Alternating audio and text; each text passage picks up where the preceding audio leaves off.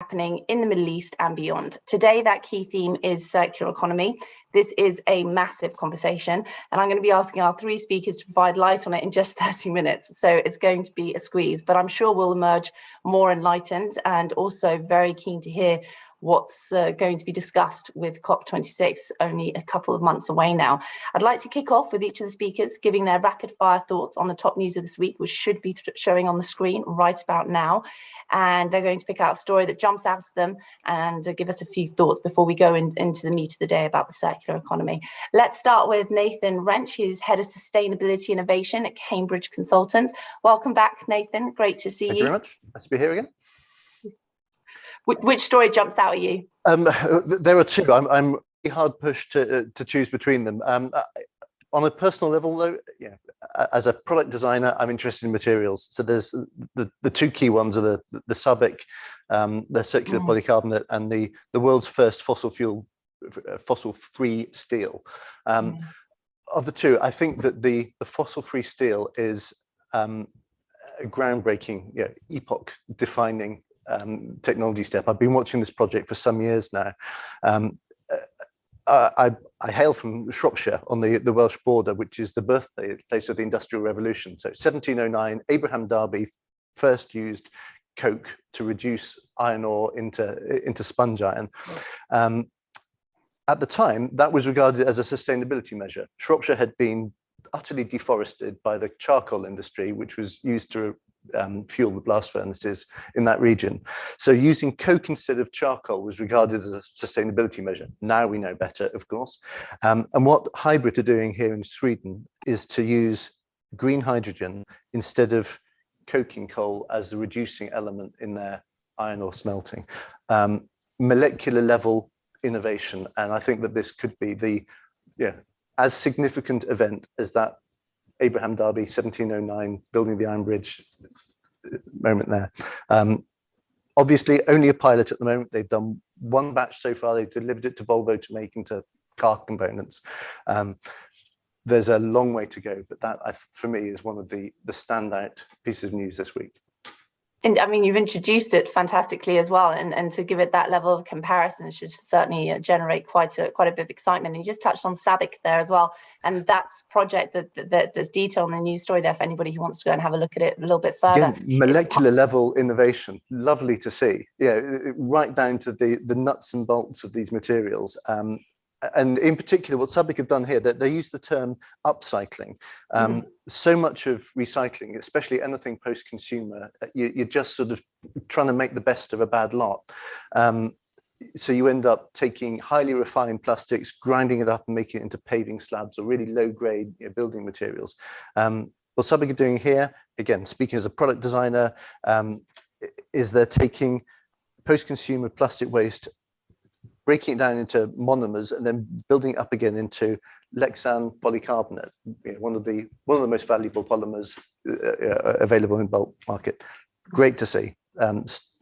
Less landfill, less waste to energy, proper high grade materials being used. And it's all part of their, I think they released a True Circle initiative last year, and it was basically to showcase their innovations about creating a circular economy for plastics, which, considering the growth of the market, petrochemical market as well, which we'll come on to later. And also one of the survey questions we have today is about Saudi Arabia and about its push for a circular economy as well. So it's a very relevant point to have brought up. Thank you very much. Riyad Bastani, thank you for joining us for the first time. And he is the founder and general manager of ECO2 Square. How are you? Thank you. Thank you for inviting me, Michelle. Thank you. Thank you. Thank you very much for joining us. Which story stands out for you? Well, there was also a bit of a difficulty to choose, but the China one was interesting because there's been a lot of criticism about China, number one polluter in the world, CO2 emission. And they've been taking a lot of initiatives in the past years. In 2018, remember the ban on plastic importations. Recently, in November 2020, they have started using scrap not as a waste, but they have labeled it as a valuable, let's say, material. So I think this is a good shift into this circular economy concept that we need to implement all over the world. I also remember that in past years, I used to work for a cement group worldwide, and we had plants in China. And because of CO2 emission were a high level, reaching a peak, they asked cement players to stop producing, except those who were using alternative fuels, which is non-fossil fuels, combustibles. So and we were using that, so we had an advantage. So that shows also that they are pushing companies, corporation, to really go into a circular economy and find solution, because it needs efforts, it needs investment, but at the end, it pays for the bill of of having this circular economy within the industry, which have been. And it's not this 5-year plan. I think it was the last one when China started mentioning the value of a circular economy formally, and mentioning that it needed to start, as a nation, start making it more of a priority to investigate and look at R&D principles as well. So in that sense, ahead of the curve again. Yes, definitely, yes, and we see the momentum is still there. So having this news coming up again shows that they're not only doing it once, but they're like keeping the momentum on regular basis, and year after year, pushing for a new strategy and new implementation. And you are right. There's a lot of criticism when it comes to China and its green revolution, or what some people say is a bit spluttering. But actually, when you look at the numbers, it's astonishing. The scale that's been achieved is mind-boggling. Definitely, yeah. It's really impressive. Thank you very much, Red. Leo, thank you for joining us. Leo Theodoru, he's the Energy Advisory Specialist at Hatch Advisory. Also first time, so thank you very much. Which story stands out for you? So the story that picked my attention is the one that speaking about ADNOC selling blue ammonia to Japan's Inpex, and it's sort of related, but like one step back behind, like the other story that Nathan picked up about green steel and how hydrogen enables the production of these new green products, and the importance of that. And so there is a couple of interesting aspects that I found around this piece of news, which is, first of all, is like the production of blue ammonia is not very surprising from a technological standpoint. But what actually like piqued my my interest is that there are forward-looking countries planning ahead in terms of hydrogen, and how they already like are picking the ways for transferring hydrogen, which in this case is liquid and in the form of ammonia. This is really like great. And there has been similar like piece of announcement like earlier this year, with gas being transferred again. I think it goes to Japan, ammonia being made there, and CO2 being transferred back to Saudi Arabia and being used as like for EOR, which is a great example of circular economy and how all these systems work. So that was my pick. Excellent, thank you very much. Right, we're going to dive into the meat, which we've already touched upon quite a lot already. So it's a great start. Nathan, I'll just start with you if that's okay, and just really pick up on the innovative product side of things. So creating an economy, just a bit of background for listeners, creating a circular economy for 5 key sectors: cement, aluminium, steel, plastics and food alone could cut CO2 emissions by 3.7 billion tons in 2050. That just sounds like a lot of numbers and sectors, but actually this is equivalent to taking all emissions from all forms of transport, which, if you think of it like that, is a true game changer, if there ever was one. And it also adds $4.5 trillion in terms of economic opportunity to the picture. So Nathan, against that backdrop, what innovations, either from scratch or ideas waiting to be commercialized, which in itself is an innovation, can bring the philosophy of circular economy into practice? What is on the cliff edge that we just need to push over so that it can really start making a difference in this conversation? Gosh, what a huge question. 5 seconds. Yeah, my experience is where we're looking to at customers who are seeking to employ circular economy principles to their business. And they often start with this kind of wide-eyed, where do I start question. It's generally best in that situation to bring it back to, what does your customer seek to do? because the role of circularity in material flows or in product flows enable you to build a relationship with your customer base that is radically improved from the current kind of open loop linear economy models. In terms of business transformation, if you're then pushing people to form a relationship with their customers because they're going to have to take back the waste material, the waste product, or that, you know, one of these examples that we had today was looking at flows of plastic components. If you can take them back for the purposes of refilling, then that doesn't just give you a low-cost raw material in the form of a ready-to-use bottle. It also gives you insight into the manner in which the product is being used, consumed, dealt with.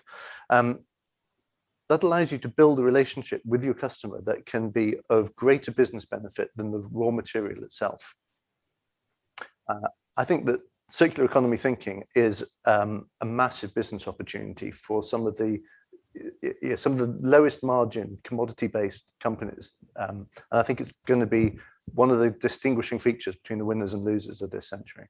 That's a great selling point, isn't it? That if you adopt a circular economy, you're going to have a more intimate, more sustainable, more long-term relationship. I mean, think about the milkman knows when you're on holiday, right? Exactly. A supermarket doesn't. Yeah, if you're buying milk from the supermarket, and that kind of thinking, when applied to asphalt, it could be anything, and it allows you to deliver genuine business benefits that. Yeah, it's win-win-win. There's also that internal structure as well. A company I was speaking to recently was saying that they were, from the top down, were really trying to push circular economy, working with their customers, working with top management within the company as well. But actually, they kept hitting this huge roadblock when it came to their own sales team. And their own sales team was the weak link in that they didn't really believe in it. They didn't really see the economic value that it could bring. And they just weren't that invested. So when they're talking to customers, there was poor follow-up and so on. And so that, I think, as well, really emphasizes the impact of having to make that internal change. Leo, what are your thoughts on that in terms of how advanced do you think the internal cultural change is? By my reckoning, it's not very advanced at all, and it's a huge area that needs to be improved. Is that the right thing to think? Yeah, I think I would agree with that statement, Michelle.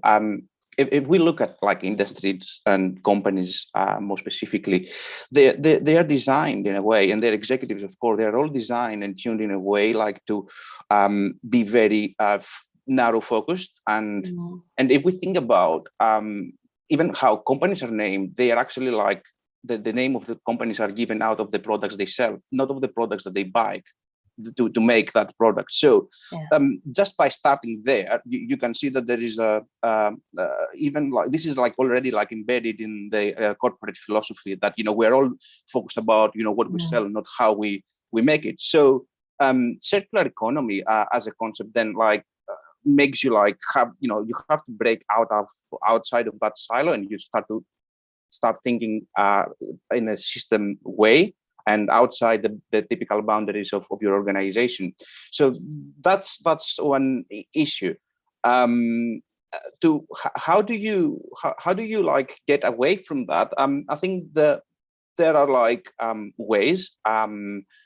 First of all, you have to like start acknowledging that you can like get involved in the upward like change of a supply chain and like start considering like vertical integrations. But then there is also like the broader environment that should change at perhaps like policy government level to provide like incentives so that these companies start thinking about how do I maximize my profit by like looking at other things that might initially like seem unrelated, right? And if this like environment isn't there, they're always going to be thinking like very like narrowly about the product that they make. It's that competitive edge that Nathan just spoke about, that always has to be preserved for businesses in terms of making change really happen. Irene, if you could please bring up a survey question, but could you make it the second one to do with COP, please, not the first one, because you just touched on something there, Leo, that I think is so critical in terms of it is a complete reshaping of how businesses and consumers think. And it's such a vast challenge. So the question is, at COP26, the topic of crafting roadmaps of circular economies will be briefly touched upon. It will be mentioned, of course, and it will be part of the broader conversation, but it won't be addressed in detail necessarily. Or perhaps there'll be strong roadmaps from a few countries, obviously not all, that would be a little bit too optimistic. And perhaps we even see roadmaps with financing. Example, $10 billion is being invested in circular economy initiatives in X country in the next 2 to 3 years. That would be a great result. So I'd love to hear your thoughts on that. And just give a bit of detail. Riyadh, which one do you think is going to win the day? Well, I hope strong. Well, there's a lot of hopes, coming up with what's happening. We've seen the report, IPCC recently, showing that how dramatic things will become. So I think there's something you both mentioned before on the previous question, is there's a mindset change that needs to be done, but there's also the profitability of companies, which is at stake. And I think this is the first step. We should make no mistake. Initially, companies will start looking at the profitability of what they're doing, and then they will consider circular economy as part of the DNA, if, as you said, it's coming from the top to the bottom. The good news is that when you do circular economy, you not only benefit from it as a savings or cost reductions, but also you're improving your CSR, your ESG. So you're getting indicators which at the same time will push investors to come back to you and fund you and develop and put more innovation into the industry you're working in. Exactly. I mean, it's going back to what Nathan said. How often do you fire your milkman? How often do you go to a different supermarket? If we're going to look at it that way, you stay with a milkman for life, typically. And Leo, just on that point as well, how do you see the answer coming through?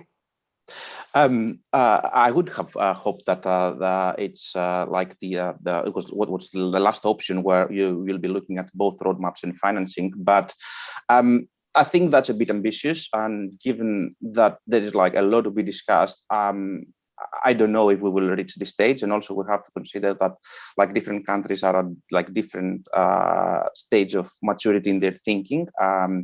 You see in general, Europe leading the charge, but the conversation is perhaps like at different levels across different countries. So I would have hoped for roadmaps plus targets, which implies that a lot of work is already done before you go to COP26, so that you go with specific like numbers and roadmaps. But if I wanted to be a bit more realistic about what is going to happen, I think that the conversation is going to be around like road mapping and without specific numbers. Indeed, and perhaps maybe even that's us being optimistic as well. So fingers crossed. So this is the result. Oh gosh, not exactly what we wanted. I'm going to come to you briefly about CCS, Nathan, but just before we get to that, 70%. Can you bring those up again, please, Irene? 70% addressed, but not in detail, and not a single person expecting new roadmaps and financing. Yikes. Okay, that's not. I mean, I didn't expect it to be overly optimistic, but that's definitely on the sour side. So let's talk about how to get there then. Nathan, there's recently a lot of discussion on having CCS systems and waste energy plants as a way to mitigate the sector's impact on climate. How do you see technologies playing into this idea of a circular economy and supporting this? Yeah, I think that you're quite right that adding CCS to waste to energy plants is a sensible approach. I think that survey quite nicely reflects my own views. Yeah, it would be nice if COP26 could be about how do we implement the circular economy principles globally. I think I would settle for it simply being about how we are going to set a carbon price. If nothing else comes out of it, but acceptance that carbon taxing is necessary, then actually business will step up to the plate, and we will introduce circular economy principles just as a way of producing better business within a framework that requires us to do the right things. Exactly, because at the moment it's a bit of a black hole for some businesses. They want to get involved, but the voluntary market they're not comfortable enough with. They're varying prices. They have their own concerns, but they're not part of a more formalized ETS mechanism. And it's just obviously the idea of having a global price, I think, is generally agreed to be way too ambitious. And we are seeing a lot of progress. There's 64 carbon pricing initiatives worldwide now versus 2 in 1990, according to the World Bank. So there is a lot of progress, but CBAM as well from Europe that's developing. Maybe we'll see progress on that at COP26. How likely do you think that is? I'm just hoping. Not. Okay. This feels like the last chance. Yeah, if we had to focus on one thing, let us make it that. Let us make it a unified framework for carbon pricing. Because from that, I think everything else can flow. Yes. Businesses are ready. The technology is there. Yeah, the set of 10 news pieces that you sent around at the start that just demonstrates, how much potential there is. We've just got to shift the economic argument in favor of doing the right thing and eliminating carbon from our supply chains. It does feel like carbon pricing and circular economy are roughly in the same basket, in the sense that they're very complex, same as Scope 3 emissions. They're very, very complex. And right now, perhaps the world and businesses are a bit overwhelmed with trying to get 1 and 2 sorted and decarbonisation targets and wrapping their head around everything else. And I've covered carbon pricing for a long time. And obviously the momentum recently is greater than we've ever seen, of course.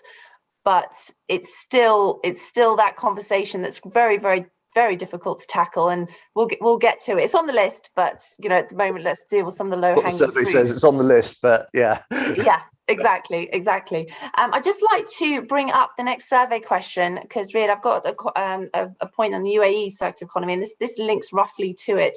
So the positive momentum generated by Saudi Arabia's G20 presidency has been sustained this year, and blueprints will turn into reality. So last year, they've really put a big focus on the value of the circular economy, and they received support for it. They released a couple of influential reports within that sphere as well on why they would be pushing and ideas. We've obviously already talked about Saudi and their progress today at the beginning of this podcast. So just a quick agree or disagree whether you think that the momentum from that is heading in the right direction, or whether it's fizzled out, as Nathan and I were just saying, in terms of the bigger picture.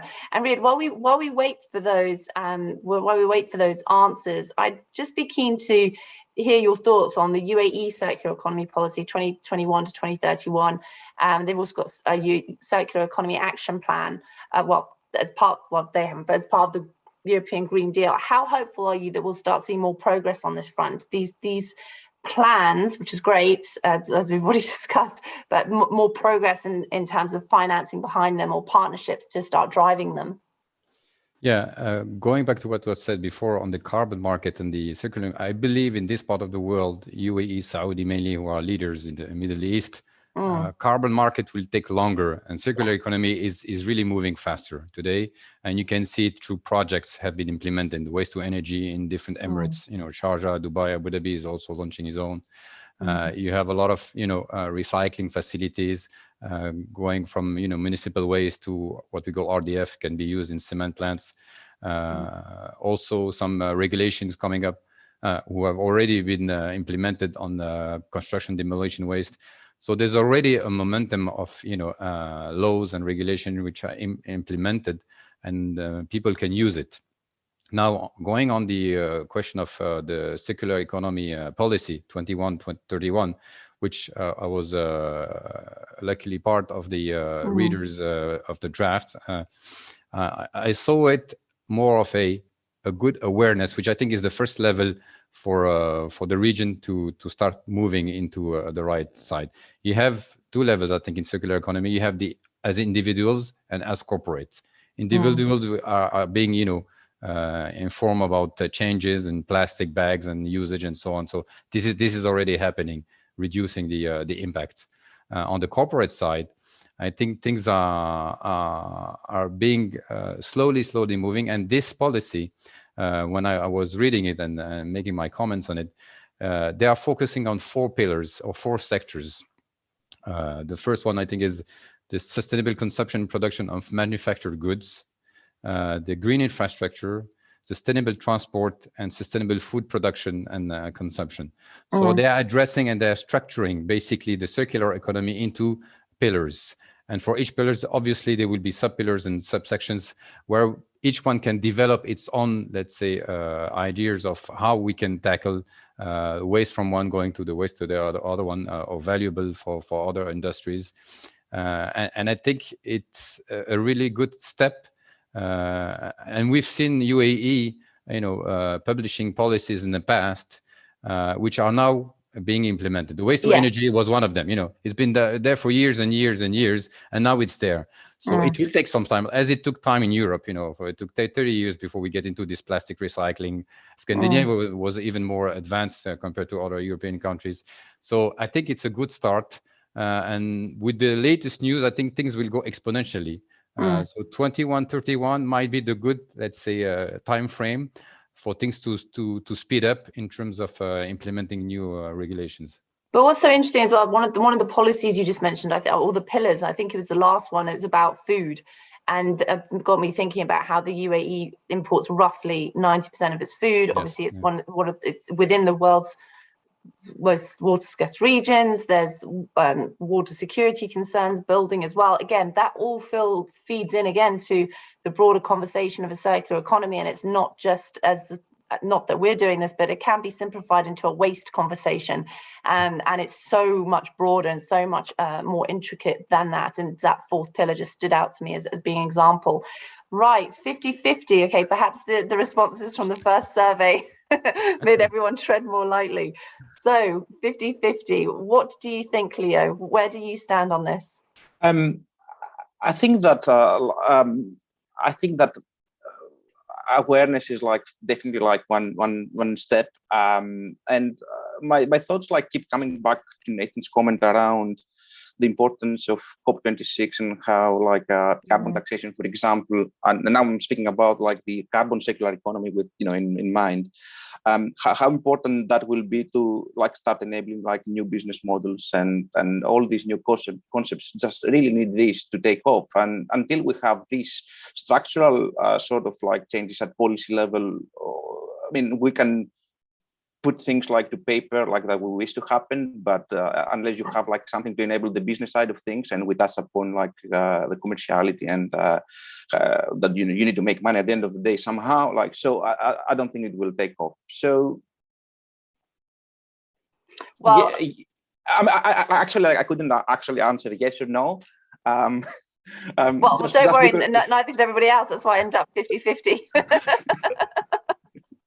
Brilliant, Leo. Thank you very much. Unfortunately, we have to wrap up now, which is a shame. There's so much I would have hoped to have gone through as well. We've got more questions on the petrochemical market and the growth there as well. We've got a lot more to dive into with the carbon pricing side of things as well. So we will do another podcast on the circular economy, because, as I said at the beginning, it is such a massive conversation. So Nathan, thank you very much. Riyad, Leo, thank you very much to you all for joining us, and we hope to see you again soon. Thanks. With pleasure. Thanks for that. Bye.